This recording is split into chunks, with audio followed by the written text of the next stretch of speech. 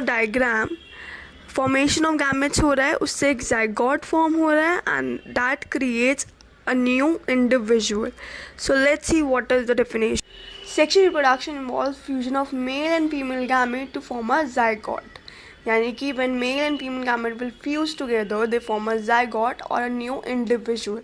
This is sexual reproduction. तो अब हम बात करते हैं characteristics of sexual reproduction के बारे में. ठीक है, there are certain characters that define what is actually sexual reproduction.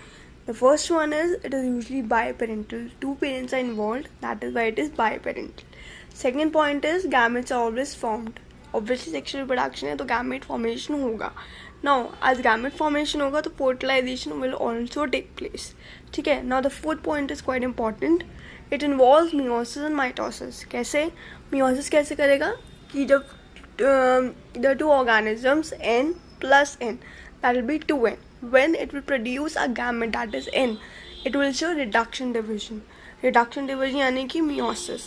वैसे ही when 2n will produce 2n, it will be equational, that will be mitosis.